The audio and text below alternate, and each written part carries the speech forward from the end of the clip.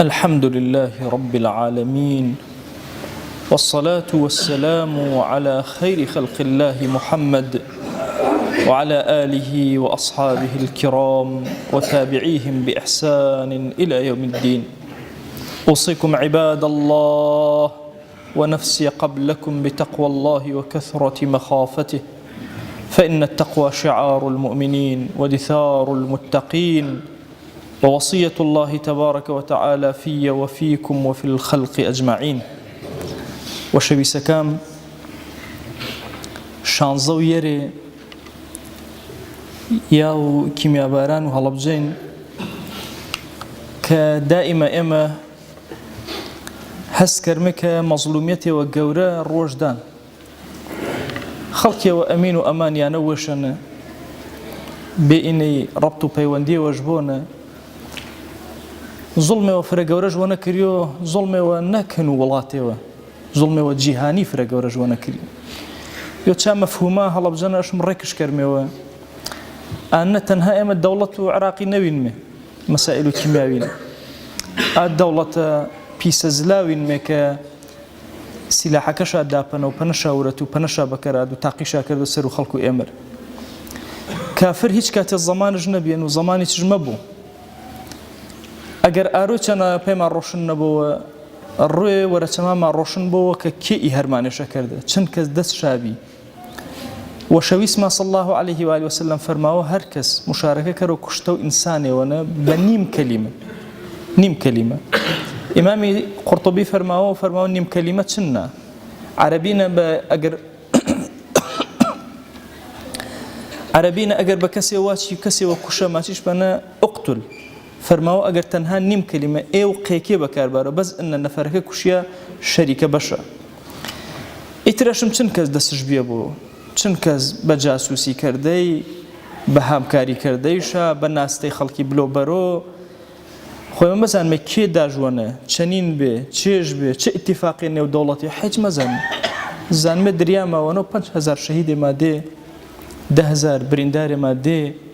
زحمتي فرق ظلم فرق وركرياملو ملته امر خوا جل جلاله ظلمك دلنا برو مظلومك سروزو چني ارونه تماشا کرد الدنيا ويني قرت كرو كاس كام جورو اصلحيك قرقشا ابو سرو اهل غزيره تاقيش كراو كسي قسيمه كرو رنگار روي جروانج بها پیش گروا چني ما به هلب جي گروا به اگشار پاس تصور کرده اي ظلم مگر يوم تبلى السرائر خوا وش زانو اي اسرار تشيش نو تشنين نو تشيش بين قردينا غزريان تش اتفاقي وغوربيان كاينه بدولتي ودو دولتي ود دولتي مكريو اي چمپوشي غورو اي كشتي انسانيتي بلام ديارا ميجونه تاريخنا اي حالتي فرنه كافر فرلا شوي اعتياديه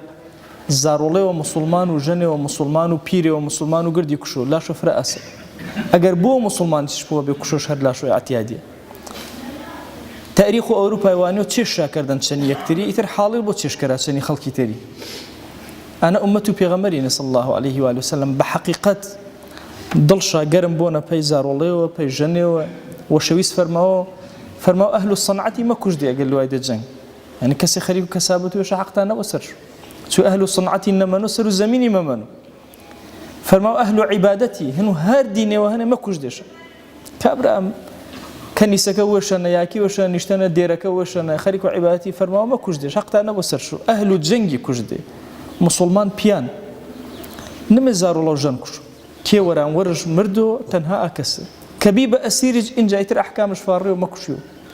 احكامك كاتينا دسو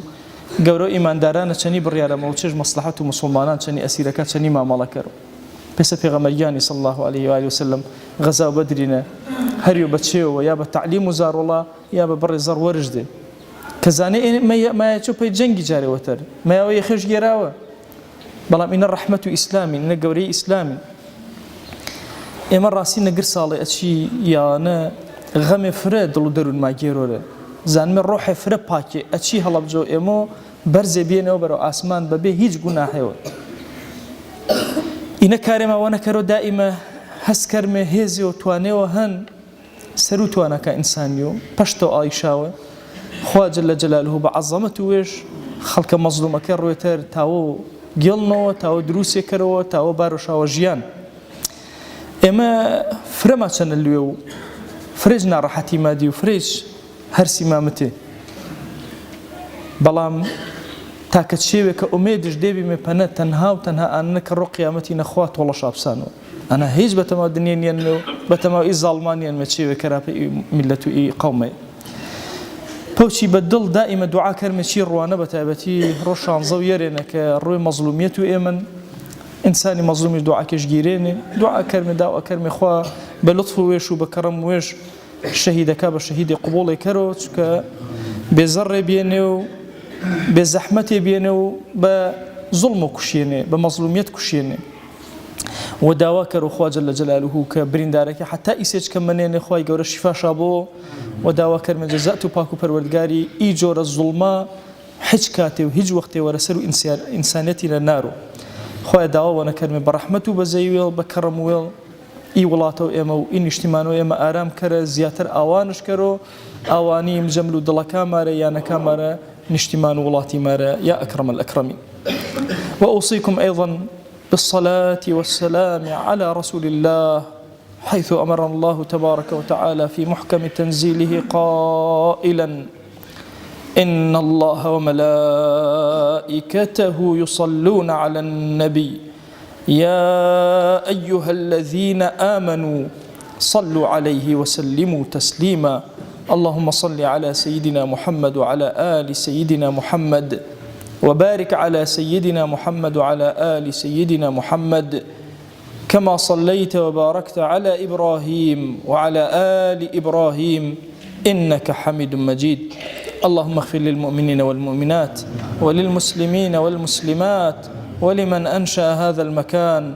اللهم أعز الإسلام والمسلمين وأهلك الكفرة والملحدين اللهم انصر من نصر الدين واخذل يا رب من خذل الإسلام والمسلمين اللهم آت نفوسنا تقواها